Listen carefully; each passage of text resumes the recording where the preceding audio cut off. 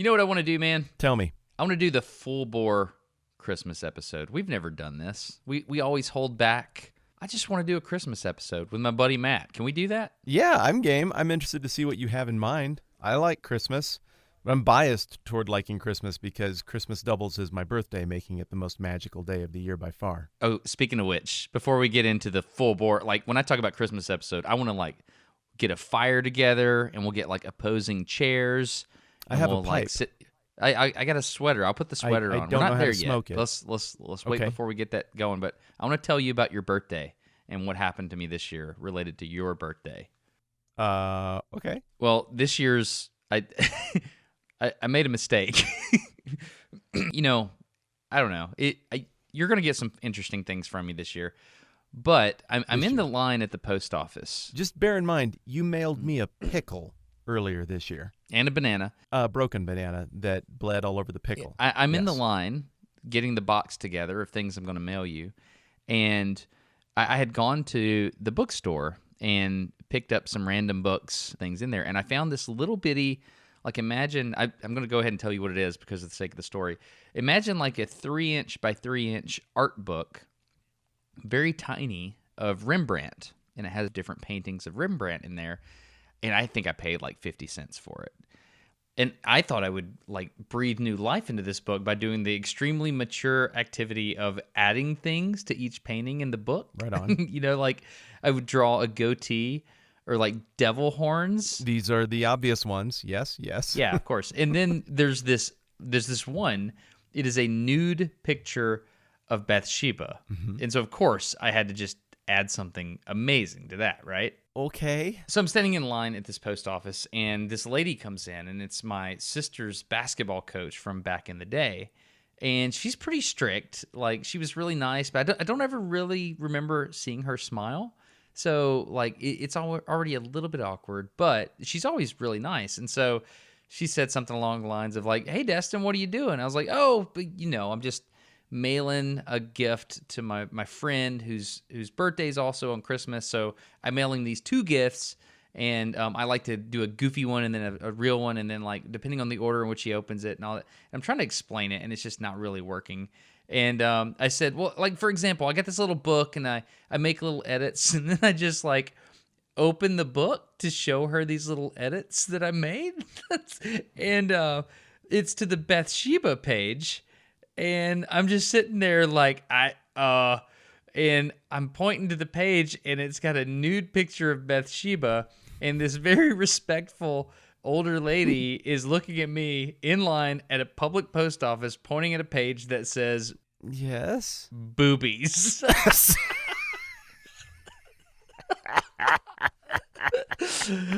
I wrote the word boobies in an arrow to this. I know. Child. It was meant to be a supreme inner joke between 2 friends, and like the whole joke is I'm mailing this to you, and I'm going to all this great length. Yes, and the whole joke is that it's not funny, and that's what makes it funny. And if somehow in that instant I find myself defending, so it's not that I'm mailing a thing to my friend. In her mind, I spent like a whole half of my day to write boobies on this book and stand in. I felt like a fool. So, how did she respond? She was like, "Oh, okay, that's interesting," and she was very gracious and she rolled with it. But she's still judging me. Oh, I would hope so. Oh, yeah. So as are lots of other people. Yeah, exactly. So that's one of your presents this year. So when you get that, I think it'll be more special now. All the more reason I'm glad I was born. Yeah, exactly. Yeah, but I want to do the Christmas episode, man. I mean, we always hold back a little bit, and I just think we've never taken the gloves off, and we've never done a Christmas episode. So why not? Sure, I'm game. I like thinking about this stuff, and I just really, really like Christmas. I do too. I think we should start with some Christmas music. So, ladies and gentlemen... Wait, depends on which Christmas music. Stop. No. Which Christmas music? I'm doing this. I'm in charge today. I recorded extra songs with Dr. Schuster from the intro, the guitar guy. So, ladies and gentlemen, enjoy some No Dumb Questions Christmas music. P.S. If you're a patron, I emailed this to you.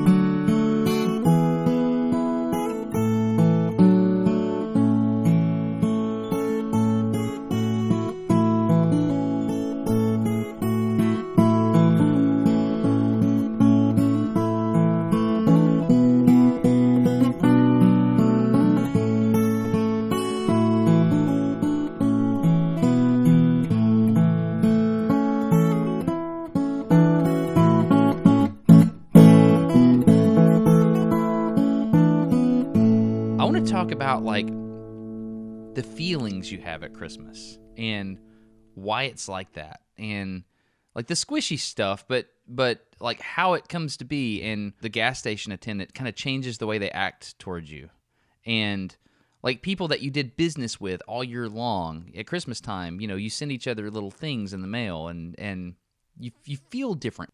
Yeah, I do. I don't know. I kind of make it a life goal to feel that like, all the time, so that it's not like, man, why can't we do this the other 11 months?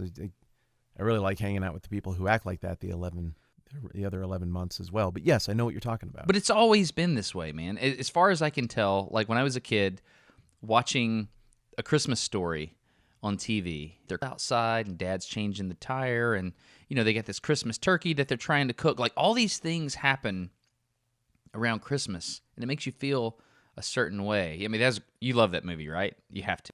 I absolutely cherish the time of year. I heard people complaining this year that Christmas season started on November 1st, and I was like putting up my tree as I was eating the Halloween candy.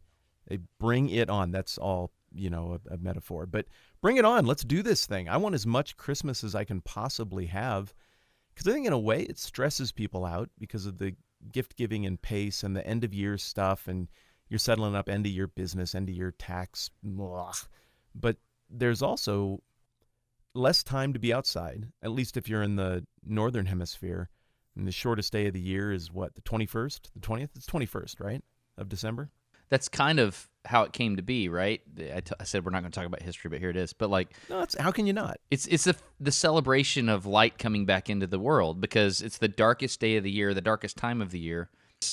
It's not the equinox, it's the solstice, right? Yeah, and so it's the winter solstice. Mm-hmm. And so the days are very short. There's a lot of darkness in the world, and then it's the celebration of light. That's kind of how Christmas. It's been framed as rebirth.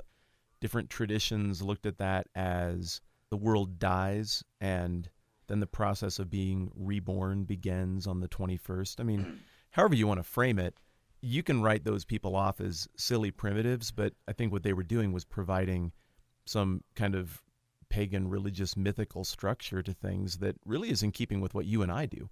I feel better starting on December 22nd because tomorrow will be longer than today. That's what I can say on December 21st. What a great feeling. But at the same time, it times out so perfectly because I kind of like the it gets dark at 4:30 and everybody's out in their cars, but the world is still alive, super alive, like business alive, even though it's dark out. And so you're running into more people and kind of that more subdued kind of intimate lighting and environment. And I think that plays into why people are a little more chill too. It's a different way of encountering people that doesn't happen most of the rest of the year when you combine the busyness of the season, the out and aboutness of the season, with just frankly the light level of the season. Even that feels different. And then it does feel like you're kind of on a trajectory to, hey, all of this stuff that feels deep and long and dark, and you know how much snow we've got where I live this year. I mean, we're 60 plus inches. It's crazy at my house so far, and it's not. I mean, today's the first day of winter, right? Just everything dies, everything shuts down, everything freezes up. All of the greenness and life and vitality that is really energy giving to a person goes away. And even though it's coming back, it feels like it's never going to.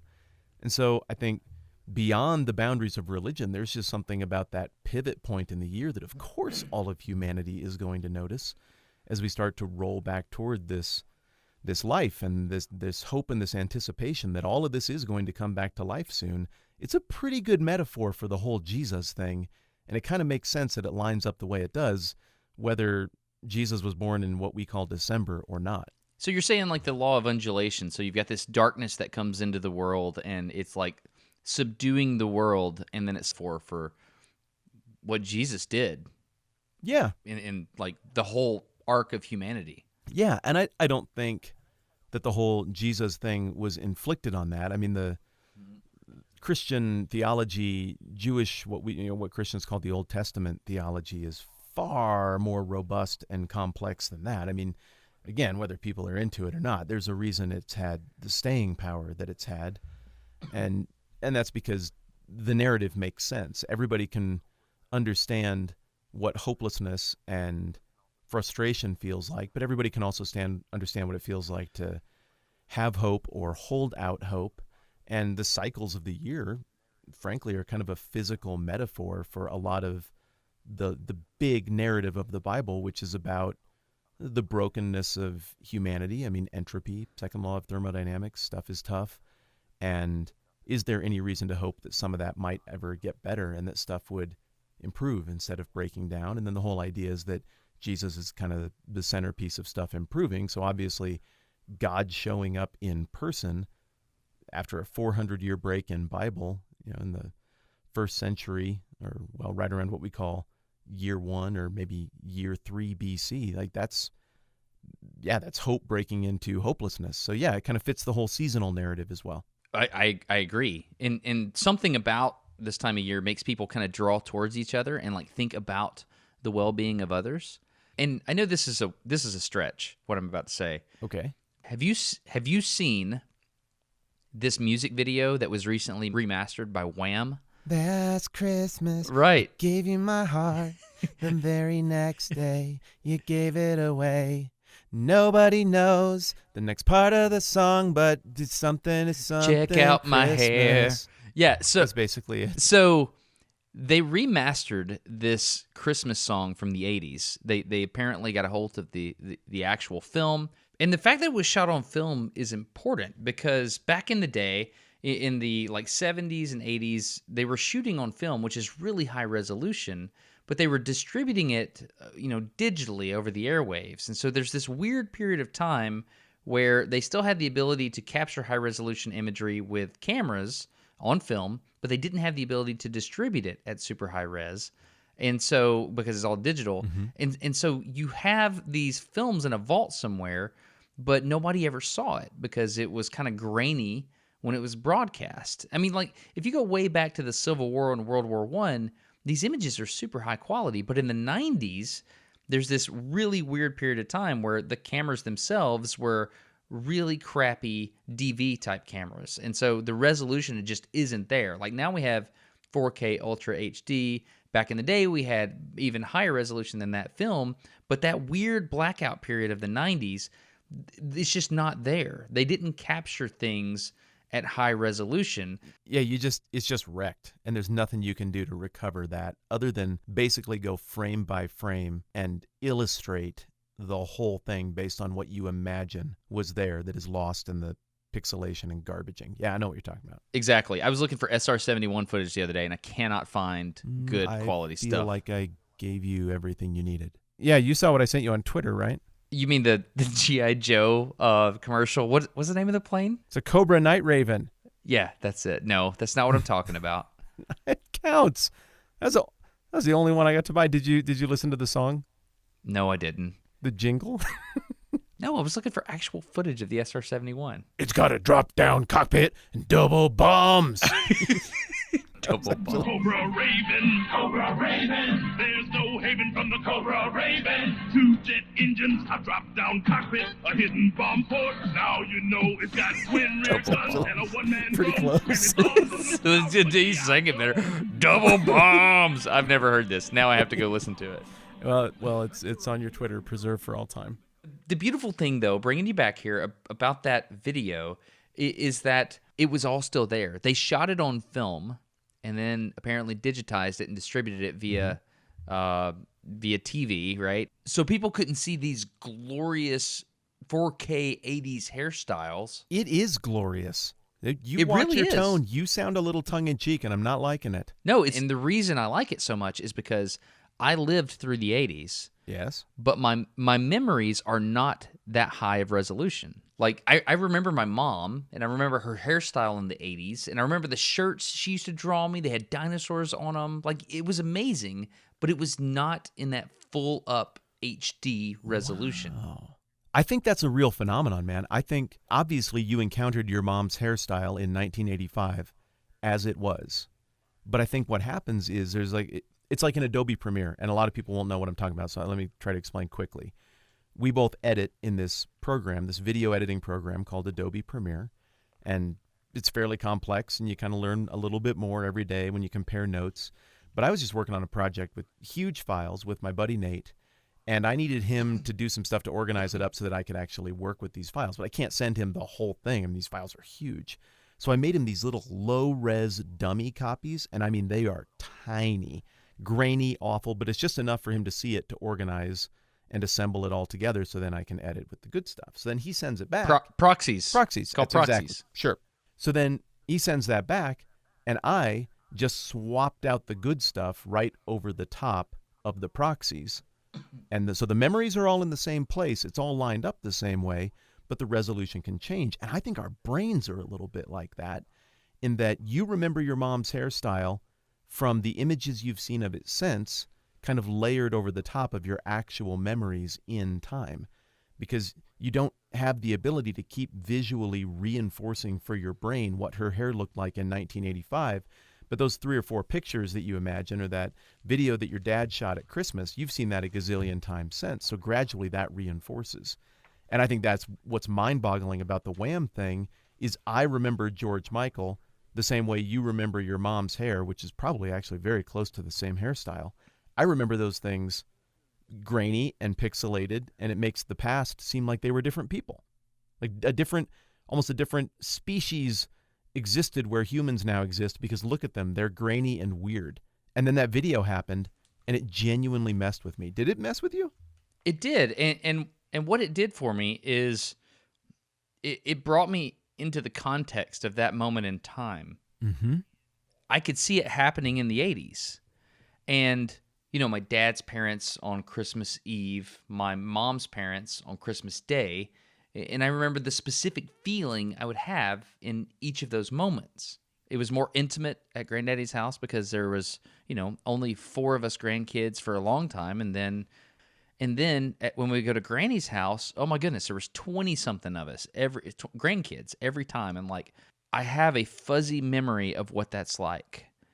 Just a very fuzzy memory. And I remember thinking, man, that was something special that happened that year. He gave each of the families $1,000 one year. In the 1980s, that's worth over $1 million in today's money. I think that happened. And I remember looking at their faces, but I don't have a picture of their face in my mind. I remember thinking things like, man, that was something special that happened that one year when Granddaddy handed the adults those envelopes. I just remember that feeling of gratitude and just like, wow, there was no strings attached to this. You just did this. I could have that story all wrong, but that's the way I remember it. And you have permission to do things like that around Christmas time. You have permission to, hey, I'm just going to go out of my way and just love you with all of my heart, and you don't have to do anything in return.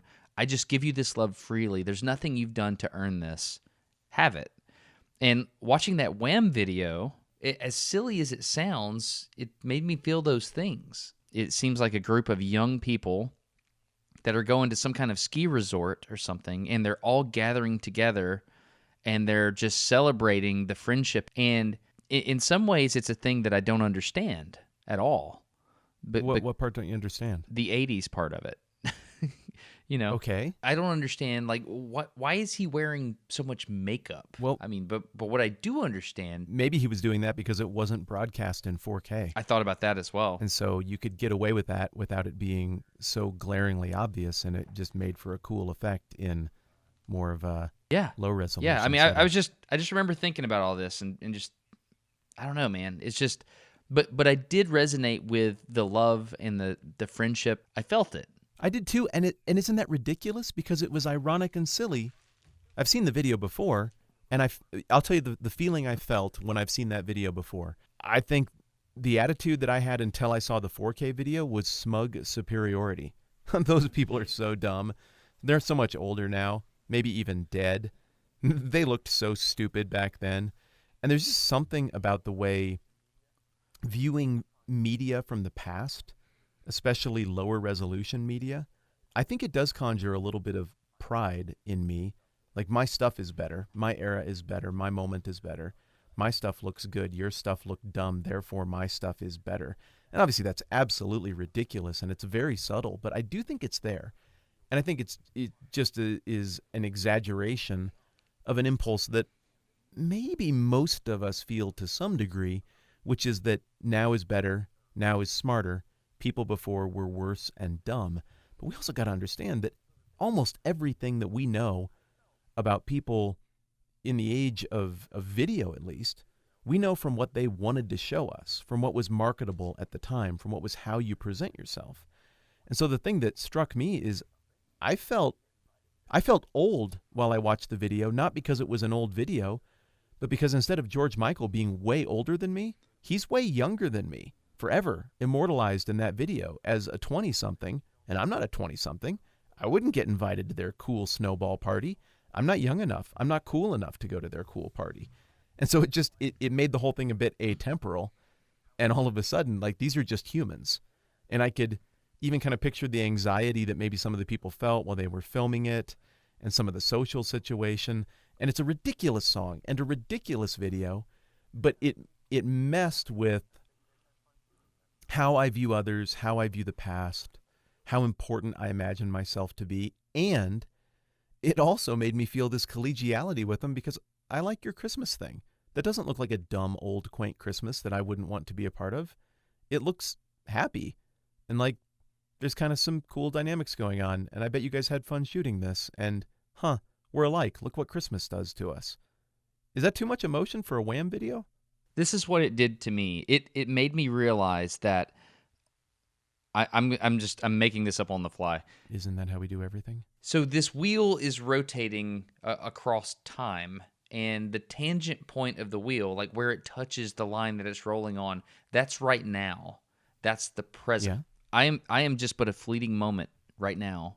And you roll that wheel backward, and there was another person that felt things very similar to what I feel. And they had, so you know the feeling of Sonder. Have you heard of Sonder? Yeah. Oh, yes. That dominated the internet for a couple of years. You just have this realization that everyone else on the planet has the same feelings and emotions and desires that you do. Yeah, it's kind of a melancholy, too. It's not necessarily a happy realization. What do you mean? The way I read the word Sonder is it's not an ongoing feeling. It's a moment of awareness. It's the moment at which it occurs to you that everyone else is not a simulation or an NPC in your game, but maybe in a way you're an NPC in everybody else's game. Everyone is just as human with ideas and dreams and humanity and the same crazy 1 to a trillion odds that you turned out to be a person instead of a piece of dust floating somewhere or not existing. It's an existential moment, not necessarily of crisis, but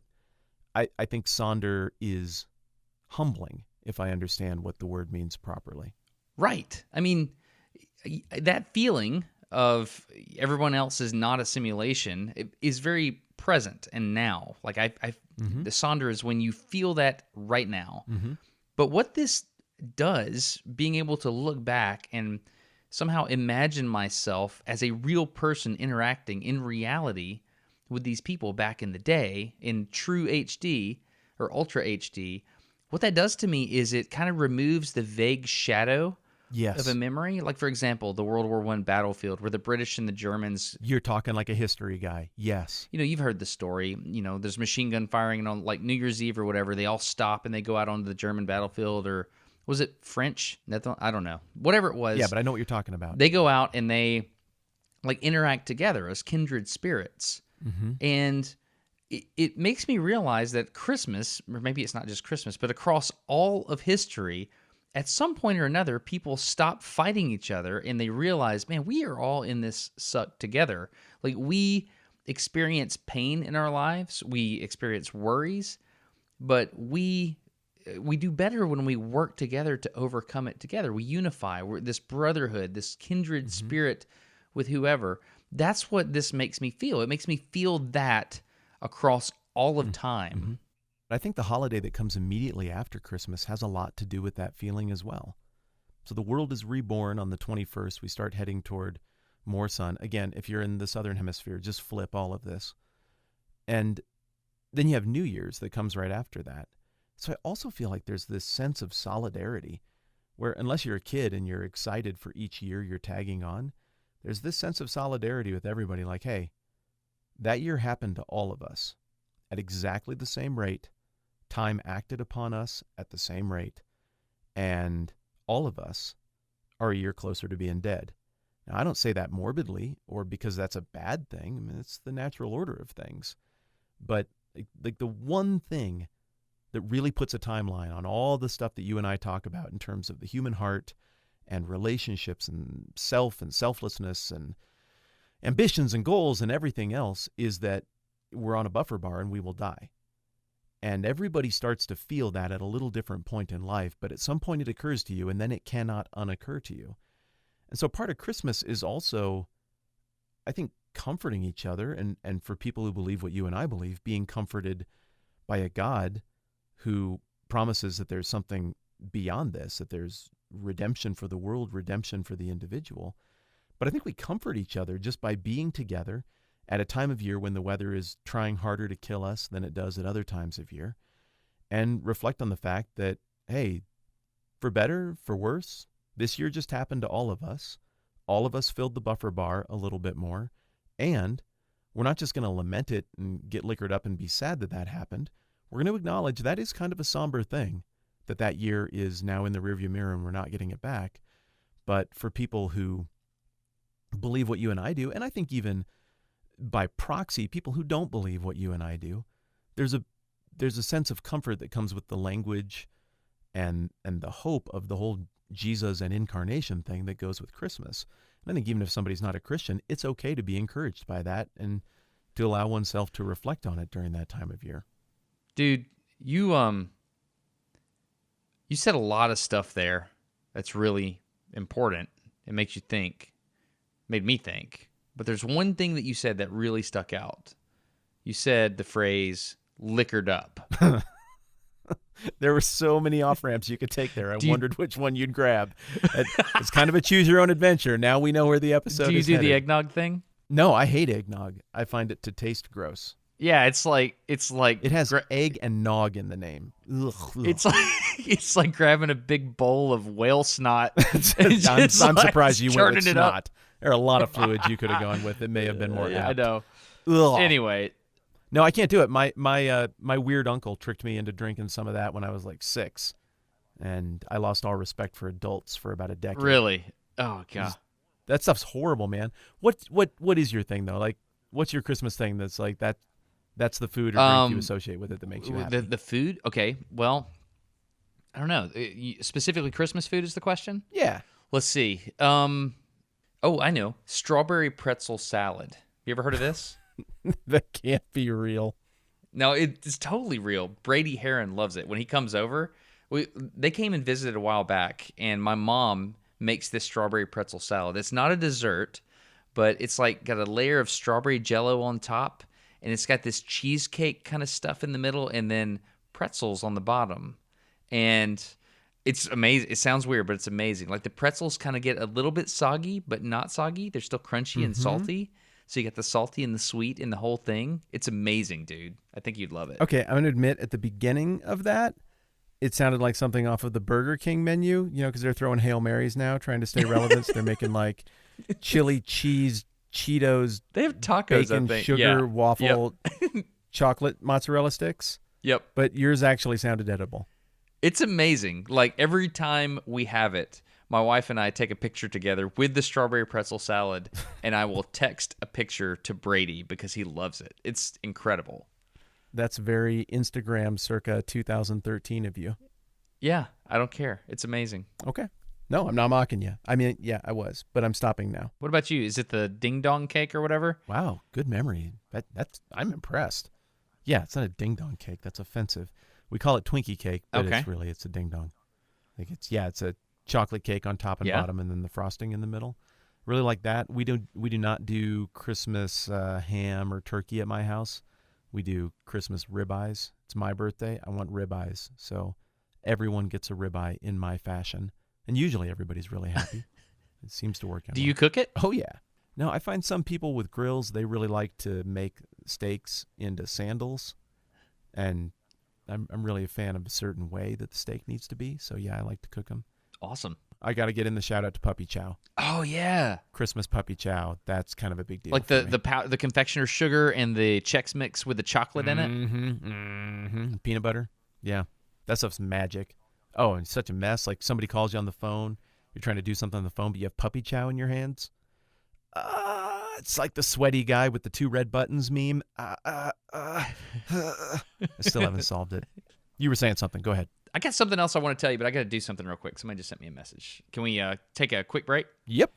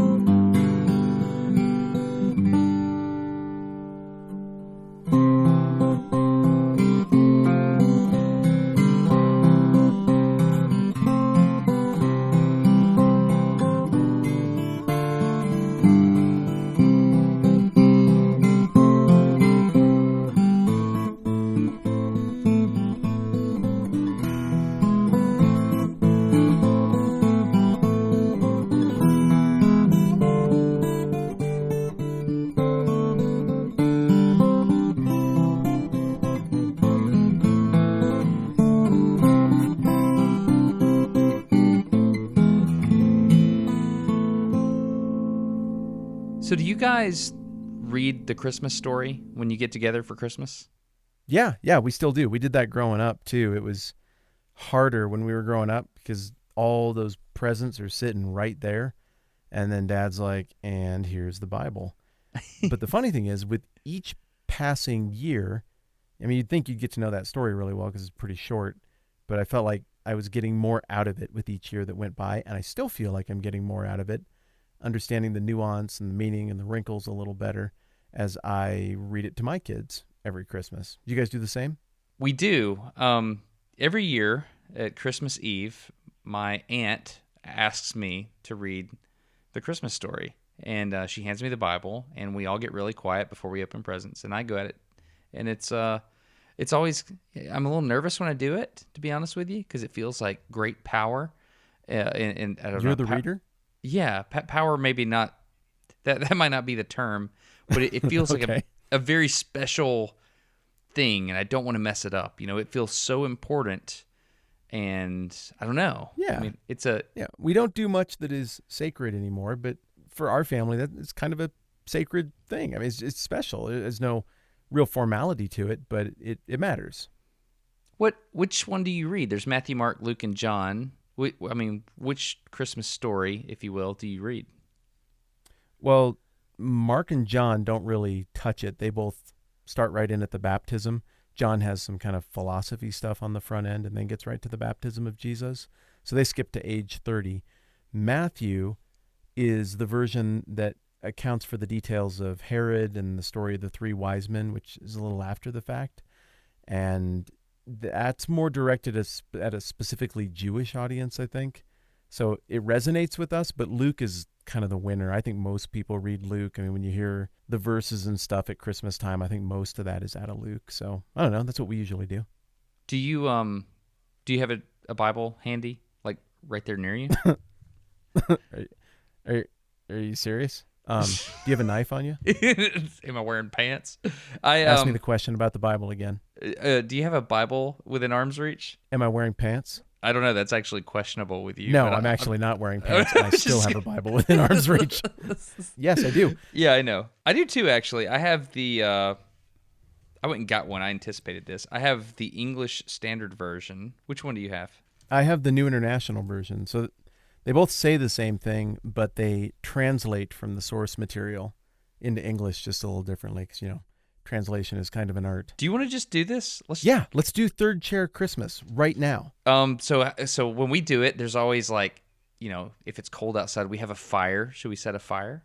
Okay. Yeah, let me take care of that here. Just a second. All right. Yeah, I'm from the mountains. These fires are no problem. Let me just light a match and usually just blow on it once. Let's do Luke. What do you say? Luke he was a doctor, and so I kind of resonate with the way Luke looks at all this stuff. He's kind of like telling the story, but he's also like taking record of what happened, like an account. So I think we do Luke. Yeah, for sure, and it's a familiar one, and it flows narratively, and a lot of the language is familiar to people who like actually do this religiously. and for people who just appreciate the story, when it comes up at this time of year. So, yeah, let's do this one. You want to get the first chunk? Yeah, where do you want me to start?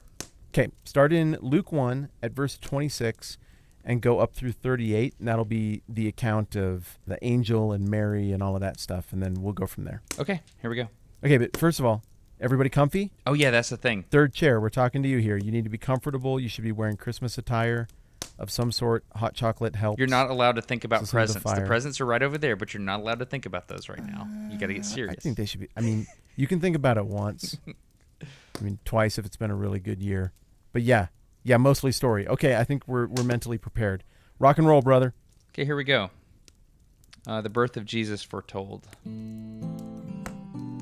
In the 6th month, the angel Gabriel was sent from God to a city of Galilee named Nazareth, to a virgin betrothed to a man whose name was Joseph, of the house of David. And the virgin's name was Mary. And he came to her and said, "Greetings, O favored one, the Lord is with you." But she was greatly troubled at the saying, and tried to discern what sort of greeting this might be. And the angel said to her, "Do not be afraid, Mary, for you have found favor with God.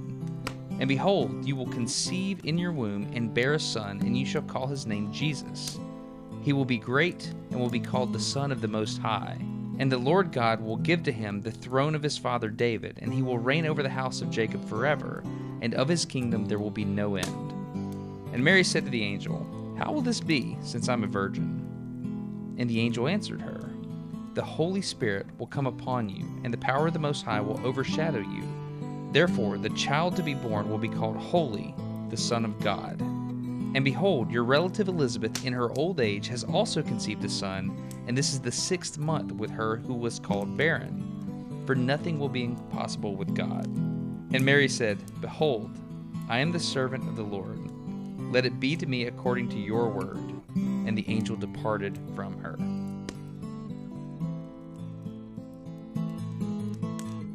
And Mary said, "My soul glorifies the Lord, and my spirit rejoices in God my Savior, for he has been mindful of the humble state of his servant.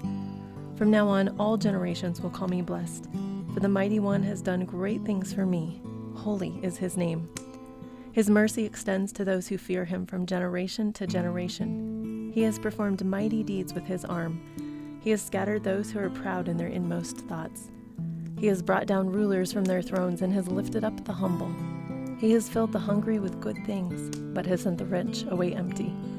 He has helped his servant Israel, remembering to be merciful to Abraham and his descendants forever, even as he said to our fathers." In those days, Caesar Augustus issued a decree that a census should be taken of the entire Roman world. This was the first census that took place while Quirinius was governor of Syria, and everyone went to his own town to register. So Joseph also went up from the town of Nazareth in Galilee to Judea to Bethlehem, the town of David, because he belonged to the house and line of David. He went there to register with Mary, who was pledged to be married to him and was expecting a child. While they were there, the time came for the baby to be born, and she gave birth to her firstborn, a son. She wrapped him in cloths and placed him in a manger because there was no room for them in the inn. And there were shepherds living out in the fields nearby, keeping watch over their flocks at night. And an angel of the Lord appeared to them, and the glory of the Lord shone around them, and they were terrified. But the angel said to them, "Don't be afraid. I bring you good news of great joy that will be for all the people.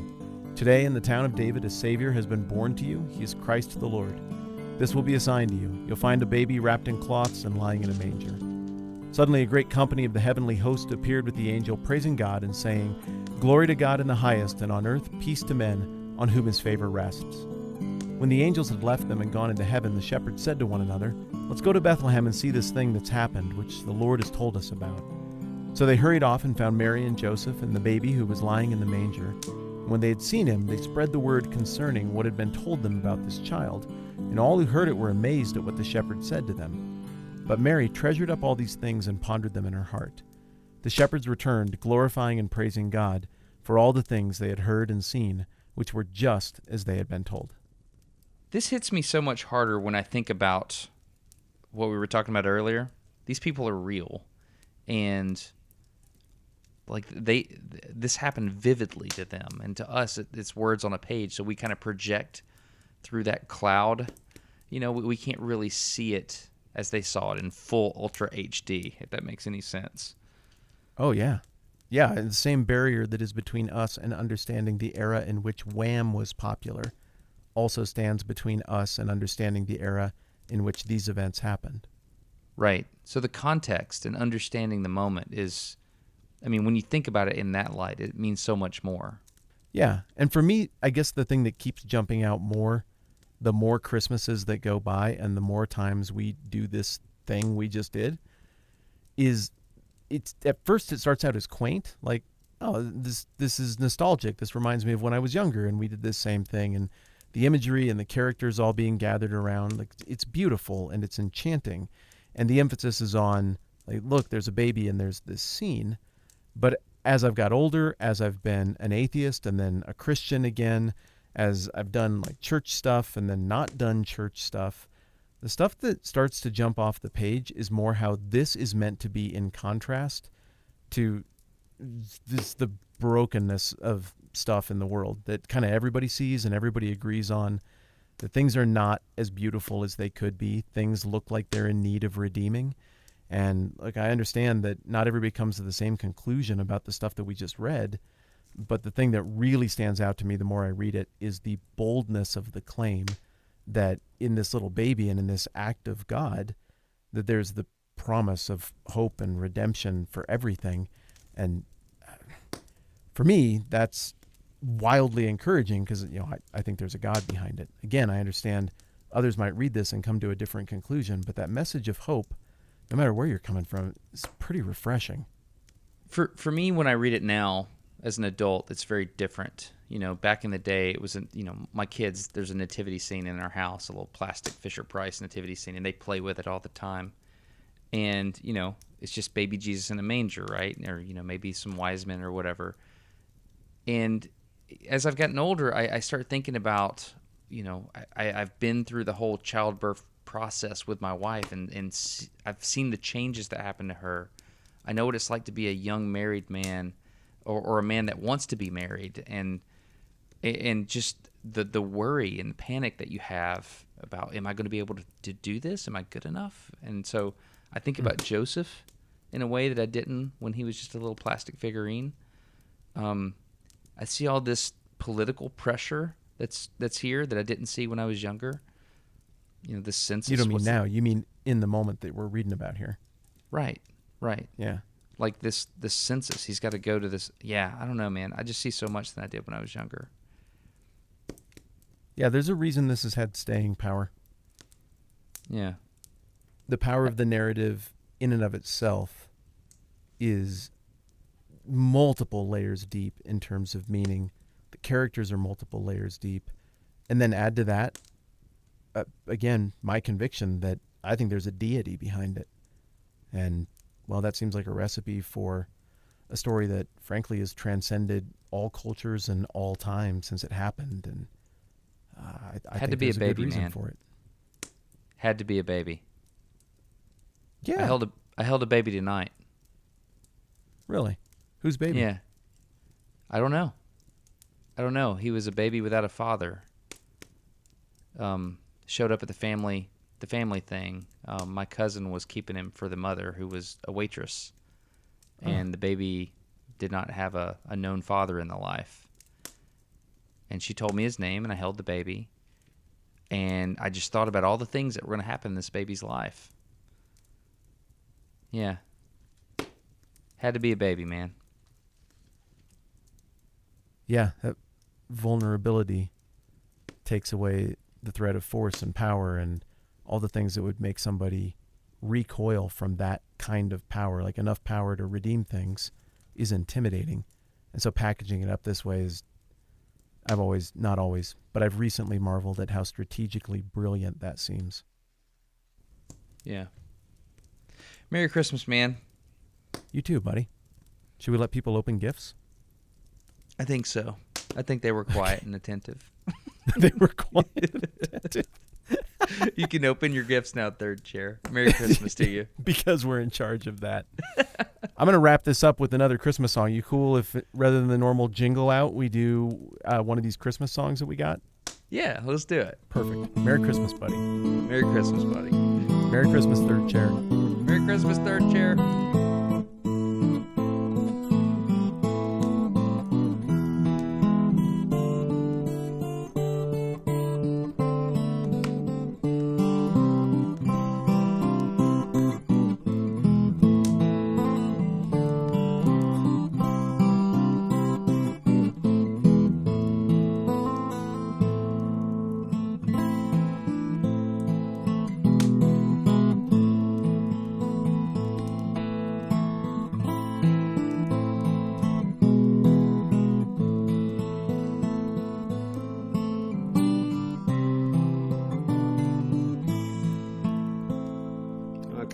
lost where I was. I'm sorry. We threw Yeah, I know I did. It's like, well, I'm not supposed to be playing that song. Yeah, No. I knew it was next on the list. I'm sorry. No, that's good. Do whatever you want.